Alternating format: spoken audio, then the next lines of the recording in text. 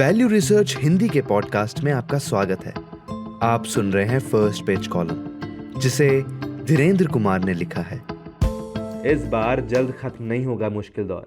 पिछले 30 साल से मैं पाठकों से हर संकट का डट कर सामना करने के लिए कहता आया हूँ, लेकिन अमेरिका ईरान युद्ध इसका अपवाद है और यहाँ खबर से ज़्यादा उसका कारण मायने रखता है।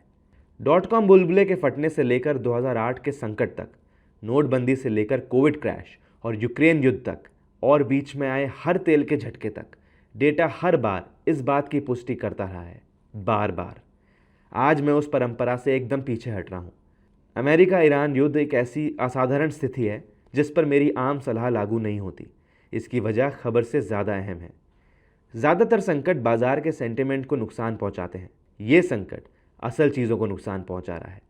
फ़र्क छोटा लगता है, लेकिन ये सब कुछ बदल देता है।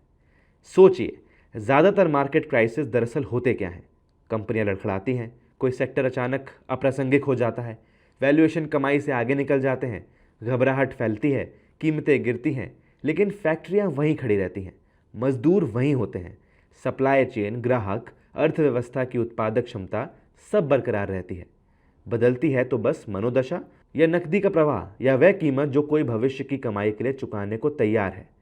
ये तो एक मूल रूप से स्वस्थ शरीर के भीतर के उतार चढ़ाव हैं जो आखिरकार गुजर जाते हैं। पश्चिम एशिया का संघर्ष दूसरी किस्म का है।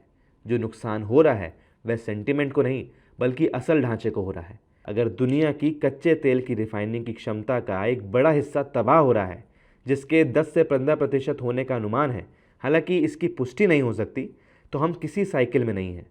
हम एक पुनर्निर्माण के चरण में हैं, जो अभी शुरू भी नहीं हुआ, क्योंकि तबाही अभी रुकी नहीं है। तेल से मिलने वाले पेट्रोल, डीजल, खाद, प्लास्टिक जैसे तमाम इंडस्ट्रियल इनपुट्स मनोदशा बदलने से बहाल नहीं होंगे। ये तभी बहाल होंगे जब मरम्मत होगी, पाइप बिछेंगी और रिफाइनरियाँ फिर से खड़ी होंगी। इनमें तिमाहियाँ नहीं, कई साल लगेंगे। जो बात इसे और मुश्किल बनाती है वह ये है कि एक निवेशक उत्पादन के आंकड़े, क्षमता का उपयोग, सप्लाई के पूर्वानुमान जैसे जिन संकेतों पर भरोसा करता है, वह खुद इस युद्ध की चपेट में है। हम उन पर भरोसा नहीं कर सकते। ये मान्यता कि आर्थिक तर्क राष्ट्रों को उनके सबसे बुरे आचरण से रोकता है, असल समय में परखी जा रही है। बाजार उन फैसलों की कीमत तय करने के लिए नहीं बने हैं जो बाजार से असंबद्ध कारणों से लिए गए हों। भारतीय निवेशकों के लिए ये सब कोई दूर की बात नहीं है। भारत अपनी ज़रूरत का 85% से ज़्यादा कच्चा तेल आयात करता है। वैश्विक कीमत में हर डॉलर की बढ़ोतरी का असर कुछ समय बाद पेट्रोल पंप पर, खाद के बिल में, सीमेंट की लागत में और इंदौर के किसी घर के रसोई के बजट में दिखता है। ज़रा पुणे के एक रिटायर्ड महिला के बारे में सोचिए, जिसने 2008 में हर महीने 20,000 रुपये की SIP शुरू की और तब से हर उठापटक में डटी रही।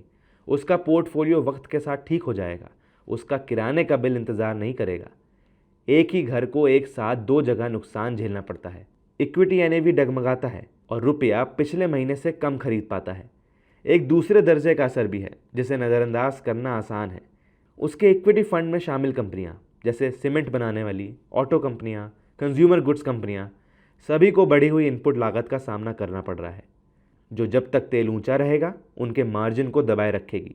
उसके पोर्टफोलियो पर असली चोट इस हफ्ते की सुर्खियों वाला उतार चढ़ाव नहीं होगा, ये अगले साल की कमाई में लगने वाली धीमी सेंध होगी। मैं ये नहीं कह रहा कि आप पोर्टफोलियो बेचकर भाग जाएं।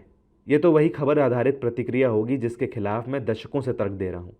मैं बस ये कह रहा हूँ कि रिकवरी की अपनी उम्मीदों में थोड़ा बदलाव करें। ये चार्ट पर एक गहरा या लंबा वी नहीं होगा, ये धीमी और असमान रिकवरी होगी।